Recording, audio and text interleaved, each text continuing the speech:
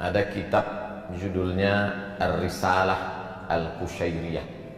Nama penulisnya Imam Abul Qasim Abdul Karim Ibnu Hawazin Al-Qushairi, meninggal di awal abad ke-5 Hijrah, 1000 tahun yang lalu lebih kurang. Di situ dia bercerita tentang seorang laki-laki yang soleh. Soleh artinya baik, baik cakapnya, baik akidahnya, baik akhlaknya, baik tutur kata, santun budi pekerti. Salatnya cukup, zakatnya penuh, sedekahnya tak terhitung lagi, sopan santunnya tak menyinggung perasaan orang lain. Tapi ternyata setelah dia mati, meninggal dunia, hisabnya lama sekali. Dilihatlah buku catatannya. Apalah agaknya yang membuat hisab ini begitu lama? Adakah dia membunuh orang? Tak ada. Pernahkah dia menyakiti hati orang? Tidak. Karena santun, tersenyum. Ternyata pada suatu malam dia pergi kenduri undangan. Dalam kenduri itu disuguhkanlah makanan daging kambing. Ketika dimakan kambing itu, ada 1, 2, 3 ruas dikunyah, tersangkut di giginya, ditarik-tarik dengan lidah, tak juga mau ikut tertelan. Mengganggu terasa di mulut. Sampai di tengah jalan tak sabar untuk sampai ke rumah. Dia lihat ada pokok kayu ranting kecil di depan rumah orang. Lalu dia petik ranting itu. Dia congkelkan ke daging yang menyangkut di celah gigi. Maka lepaslah beban yang dari tadi mengganggu pikiran, hati, dan lidahnya. Setelah itu dia pulang tanpa beban. Ternyata yang membuat hisab itu lama di hadapan Allah Subhanahu wa ta'ala bukan karena tidak bersedekah, bukan karena tak salat, bukan karena tak puasa, tapi ternyata satu ranting yang terambil tanpa izin yang punya pun membuat hisab itu lama. Ketika membaca kisah ini lama saya terduduk dan termenung. Tak pernah saya terpikir memikirkan nasib orang lain, tapi yang terpikir bagaimana agaknya nasib saya, nasib khatib, nasib pribadi di hadapan Allah Subhanahu wa ta'ala. Sudah berapa ranting kayu orang yang tertarik oleh tangan kita dan kita tidak merasa itu berdosa. Agaknya itulah pesan dari sahabat Nabi kepada tabi'in. Sahabat yang hidup dengan Nabi, tabi'in orang setelah sahabat Nabi. Apa kata mereka? Beda kami dengan kamu adalah kami orang yang hidup bersama Nabi Sallallahu Alaihi Wasallam. Salat kami sama dengan kamu, puasa kami sama dengan puasa kamu, sedekah kami sama dengan sedekah kamu, Al-Quran kami sama dengan Al-Quran kamu. Bedanya kami melihat dosa sebesar ujung rambut itu sangat besar, dan kalian menganggap dosa kecil itu remeh-temeh saja.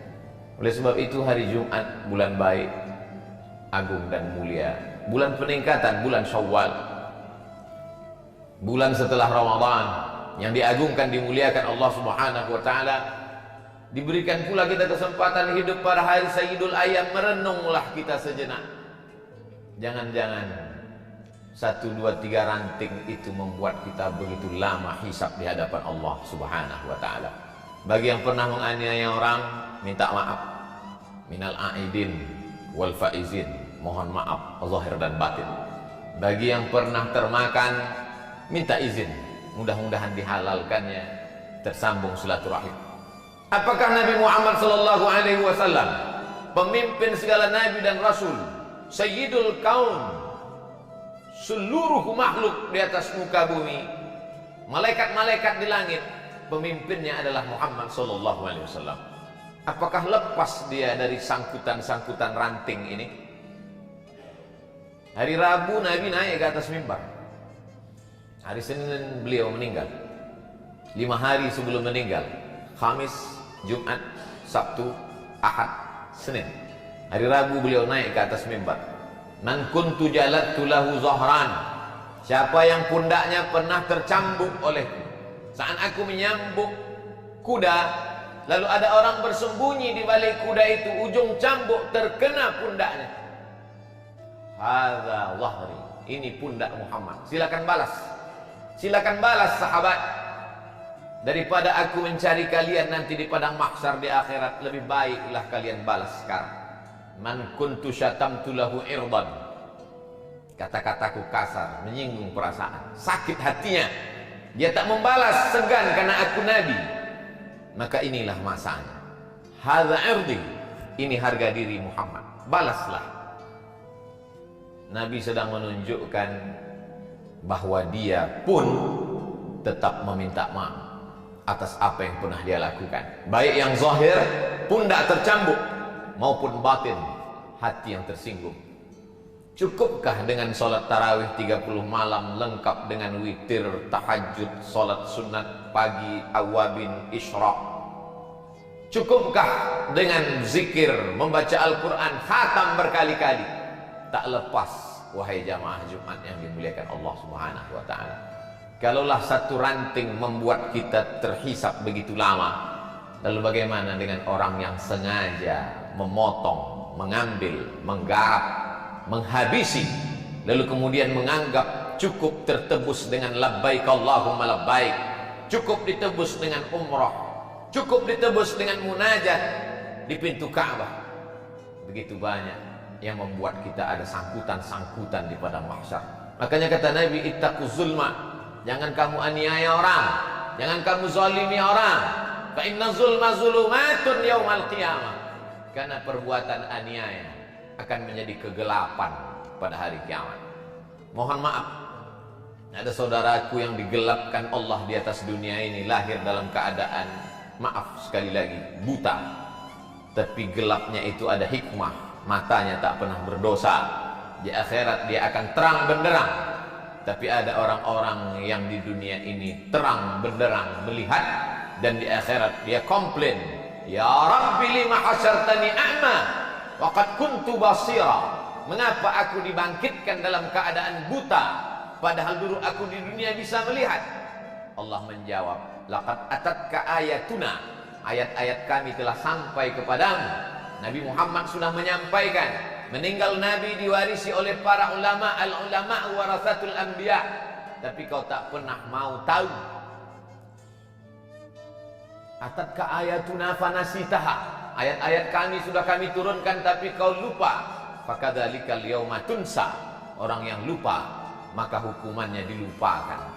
Jangan pernah lupa dengan security kita, cleaning service, office boy, tukang cuci, tukang kebun kita. Mereka orang-orang yang kita remeh-temehkan, kita rendahkan.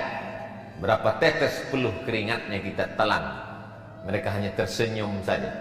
Dia akan datang menghadap, di musim COVID-19 ini kami tidak ada uang tambahan Pak. Anak kami juga perlu bayar uang sekolah.